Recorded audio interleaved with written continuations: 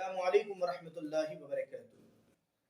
نحمده ونصلی علی رسولہ الکریم، اما بعد، اعوذ باللہ من الشیطان الرجیم، بسم اللہ الرحمن الرحیم۔ معزز خواتین و حضرات، ان تمام ناظرین سے گزارش ہے جو ہمارے چینل پر پہلی دفعہ ہیں، چینل کو سبسکرائب کر لیں، ویڈیو کو لائک اور شیئر کریں، ویڈیو کو پورا دیکھیں۔ تو آئے ایک مرتبہ درود مبارکہ پڑھ لیں، صلی اللہ علی النبی الامی صلی اللہ تعالی علیہ وآلہ وسلم۔ ہزاروں سال نرگس اپنی بے نوری پہ روتی ہے، ہزاروں سال نرگس اپنی بے نوری پہ روتی ہے، بڑی مشکل سے ہوتا ہے چمن میں دید اور پیدا۔ معزز خواتین و حضرات، ایک خوبصورت واقعہ لے کر آپ کی خدمت میں حاضر ہوں۔ انشاءاللہ تبارک و تعالی اس بہترین واقعے کے ذریعے سے ہمیں جہاں پر کئی سارے باتیں سمجھ میں بھی آئیں گی، تو وہیں پر کچھ اپنی کمیوں کی طرف بھی ہم توجہ دے سکیں گے۔ تو آئے بغیر کسی تاخیر کے اس واقعے کی طرف بڑھتے ہیں۔ کہتے ہیں کہ ایک بادشاہ تھا، بڑا عجیب و غریب قسم کے اس کے خیالات تھے۔ گویا اس نے جو ہے اس انداز میں اپنی سلطنت کو چلایا، جیسا کہ آپ تو سب بخوبی جانتے ہیں کہ بادشاہوں کے اپنے الگ مزاج ہوتے تھے، ان کی سوچیں الگ ہوتی تھیں، ان کے فکریں الگ ہوتے تھے، وہ کیا کرتے تھے کیا نہیں کرتے تھے، تمام چیزیں ہمیں تواریخ سے ملتی ہیں۔ تو معزز خواتین و حضرات، وہ بادشاہ ایسا تھا کہ اس نے جو ہے بڑے دردناک سزاؤں کے تعلق سے مقرر کر رکھے تھے۔ تو جس میں سے ایک بڑی خطرناک اس کی سزا تھی، وہ یہ تھی کہ اس نے زہریلے کتے پال رکھے تھے۔ ایک پنجرا بنایا ہوا تھا، اس میں وہ زہریلے کتے اس نے رکھے ہوئے تھے۔ اگر کسی کو سے بہت زیادہ ناراض ہوتا تو ان پنجرے میں، کتوں کے پنجرے میں اس انسان کو ڈال دیتا تھا، اور وہ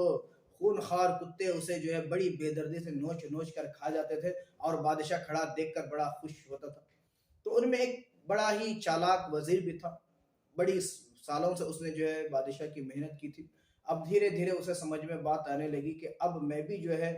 ضعیف ہوتا جا رہا ہوں، یادداشت کمزور ہوتی جا رہی ہے، معاملات ایسے نہیں ہیں، کہیں ایسا نہ ہو کہ مجھ سے بھی کوئی ایسی غلطی سرزد ہو جائے کہ جس کی بنا پر مجھے بھی ان کتوں کے سامنے نہ پھینک دیا جائے۔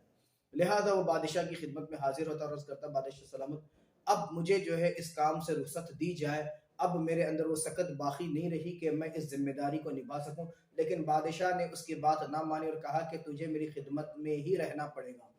بادشاہ بڑا ذہین تھا، ساتھ ہی ساتھ اس کی بادشاہ کے ساتھ اس کا جو وزیر تھا وہ بڑا ذہین تھا، اور اس کی کیفیت یہ تھی کہ اس نے بہت غور و فکر کیا۔ غور و فکر کرنے کے بعد اس کے ذہن میں ایک ترکیب آئی۔ ترکیب آنے کے بعد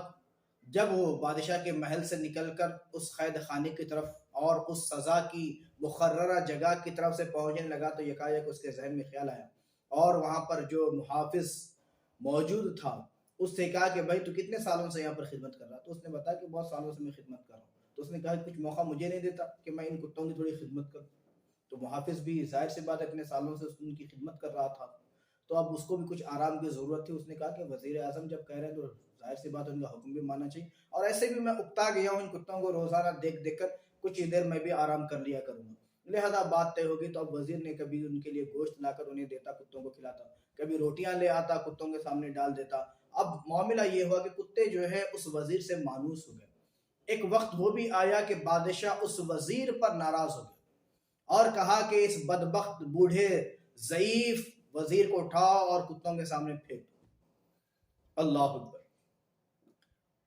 تو درباری آئے، انہوں نے وزیر کو پکڑ کر اس کو لے گئے، اور لے جانے کے بعد جو ہے بادشاہ کے حکم کے انتظار میں تھے کہ بادشاہ جب سامنے آئے گا تب جا کر اسے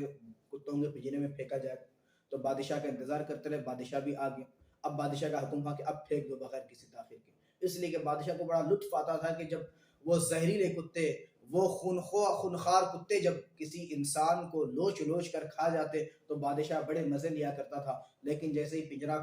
پنجرا کھلنے کے بعد اس وزیر کو اٹھا کر اس پنجرے میں پھینک دیا گیا تو معاملات بالکل مختلف تھے۔ معاملات اس انداز میں تھے کہ بادشاہ تو یہ سوچ رہا تھا کہ کب کتے جو ہے اس وزیر کی بوٹی بوٹی نوچ ڈالیں، لیکن کتوں کی کیفیت اس نے بالکل عجیب دیکھی کہ وہی کتے جو کسی اپنے پنجرے میں آنے والے کو